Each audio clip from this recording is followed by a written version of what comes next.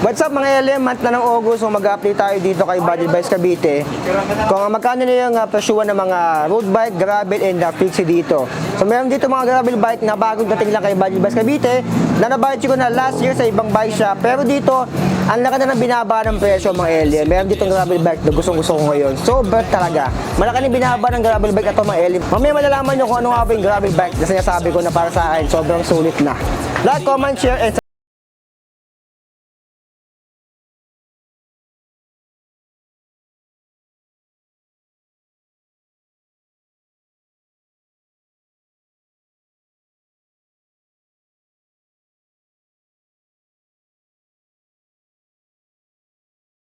kay Budget Bikes Cavite ngayong buwan ng August. So mamaya papakita ko sa inyo yung sinasabi ko sa inyo na para sa akin sobrang sulit na gravel bike na bagong dating dito kay Budget Bikes Cavite na malaki na rin yung binaba. So simulan muna tayo dito sa mga kanilang mga pinaka-budget. Ito, Promax PR20. Ayan, dating 7.5, tignan nyo naman yan. Ngayon ay 6,000 pesos na lang. Ayan, lahat nga pala na babagitin ko dito, meron tong Shopee link nandyan sa video description, nasa baba mga alien. So ito yung gravel bike nila na PF20, dating 7.5, 6K na lang dito. Ito meron na akong bike check niyan, i-search na lang sa YouTube kung gusto nyo makita yung mga bike check ko niyan. Ayan, 6K na lang siya, dating 7.5. Ito PF20 din, iba-ibang kulay lang yata yung nandito. Ito yung color black. Ito yung color light, ano ba to? Verde tuloy, violet or purple. Ayan, 6K din to. Ito naman Promax PR20. So dito pala mga Promax PR20. Iba-iba lang yung kulay. So yung gravel bike, kung naghahanap kayo ng gravel bike na budget, on the budget lang kayo, ito 6,000 pesos Promax PR20. So, dito naman tayo sa kabila, halo-halo to, fixie, gravel bike. Tignan natin kung magkano yung presyuhan ngayon. Ito, Self V2. Ito yung fixie. Ayan, 10.8 na lang ngayon, dating 11,300 pesos. Yan yung fixie dito. Ito naman katabi niya, si Beta Half Moon, gravel bike, nakasayin sa Ignite to, ganito yung gamit ko. 12,700 pesos, dating 13,500. Ayan. Ito pala yung Keeper Edition. Kung doon nagkakamali, ito yung cable actuated hydraulic. Ayan. Kung nagkakanap kayo ng gravel bike na cable actuated hydraulic na yung brake, ito yung Keeper Edition. Yan yung naka-cable actuated. Ito naman katabi niya, si Promax PR20 din to. Ito yung color black. Sa katabi, Spanker Burton R3 2x9 speed. 10,699 na lang dating sa 12K to eh. Pero ngayon, 10,699, pero kung card 11,599. So yung cash payment na lang ang babagitin ko dito para medyo mabilis tayo. So sa kabila, Spanker Unicorn R1 na road bike din to. May budget naman ako nito. 9,500. Ito, yung kanyang cash payment kapag card 10,500. So parang plus 1K lang. Sa katabi, si Gran Fondo V2S. Meron na akong budget nito and update. 12,800 pesos, dating nasa almost 14 to. Ayan, 12,800 na lang siya dito. Si Gran Fondo V2S, meron na akong buy check din yan. Itong si katabi, T-Wish Infinite to. Nasa 14,000 yan si T-Wish Infinite. Ayan, wala lang yung kanyang tag. Ito, T-Wish Challenger, ito yung bagong dating, 14,000 pesos. Ayan, plus 1K talaga kapag kinard nyo. Ayan. So, yung mga Shopee link niyan ay nandyan sa video description nitong vlog natin. Toxic R-Type disc, ito ay 12,799 pesos. Ito yung latest din version, 2x9 speed na kasi sa Ignite. Meron na din akong update niyan, 12,799. Ito din yung color na buy check natin doon sa Marikina. Ayan, meron na akong buy check niyan. Ito naman katabi niya si Rebel Canyon. Ito, may-ari na yata nito. Ayan, size 50, si Rebel Canyon. Meron na akong buy check niyan. Ito yung latest na Aero bike mula kay Rebel. Nasa 10,800 pesos yan dito. Kung doon nagkakamali kay Budget Bikes sa Cavite. Ito, Promax PR40 naman, meron din dito. Promax PR40. Ito yung 10K. So, magkataba yung dalawang mag-budget. Ito yung 10,000 pesos or 999. Ito naman yung 10,500 to 800 pesos yung price range niyan ngayon sa mga buy shop. Ayan. Promax PR40, ito yung dalawang budget, may choices kayo.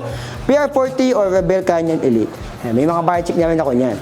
Sa katabi, si PR30 naman, road bike to, naka 2x7 speed, naka L2. Ito yung budget, 7,800 pesos. Ayan, ito yung naka L2R2. Sa katabi naman ito naman ay Promax PR30 din, 7,800 pesos. Ito naman yung Jet na road bike na budget, 5,700 pesos.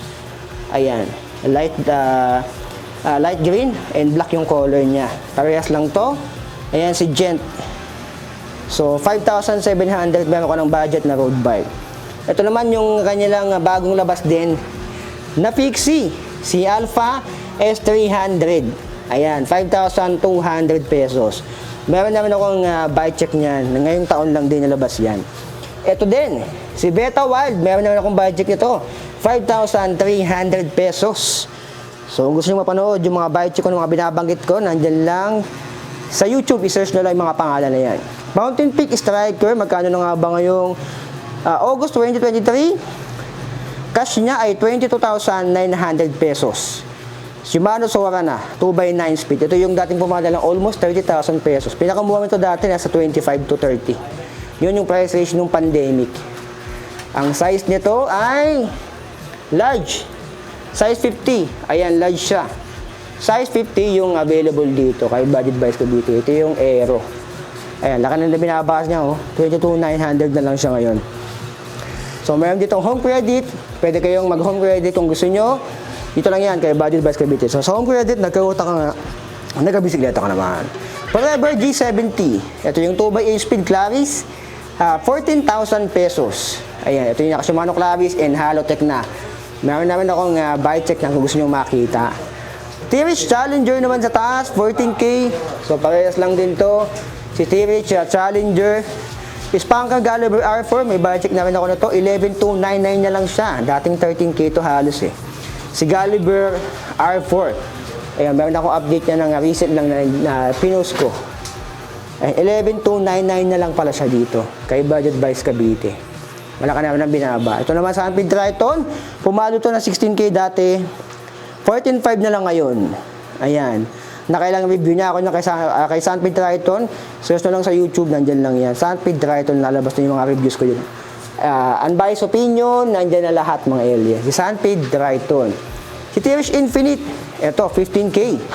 Ito yung price range na, ito yung medyo, ito yung ginawa ko na review eh. Si Sunpid Triton o si T-Reach Infinite. Ayan. So kung hindi nyo pa napanood yung review ko niyan, sa dalawang yan, sino nga po masulit? Sunpid Triton o T-Reach Infinite? 2x12 speed versus 2x8 speed. 14,500 versus 15K. So, nandiyan lang sa YouTube channel ko mga alien. So, be it, lalabas na yan. Ito naman, Rebel Canyon, Aero, 10,799. So, 10,800 lang talaga siya. Dito kay Budget Bikes Cavite.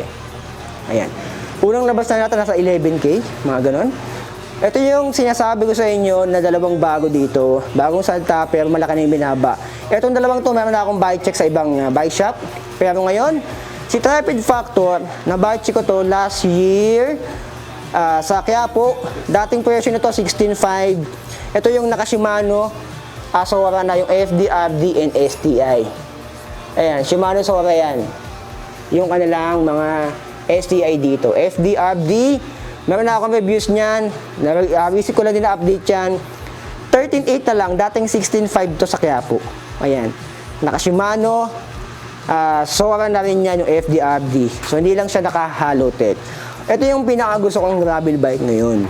Ito. Meron na akong bike ito last year din. Pero yung presyo noon, 16K, 16,500 yata ko doon nagkakamali. Pero ngayon, ayan, 13,800 pesos. Ito ay naka-Halotech na compare dito kay Tripod. Ayan, parehong gravel to pero magkaparehas ng presyo. Ang ganda lang dito, kay Tripod Factor, ito ay naka-Shimano Sora ng FDRD and STI. Pero hindi pa to naka-Halotech. Yung gulong nito ay Kenda, pero parehas yan na 40C.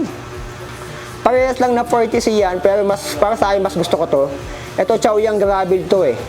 Yung brand yan, Chaoyang Gravel GP for 700 by 40C. So parehas lang 40C, pero mas gusto ko yung gulong nito, Rosta.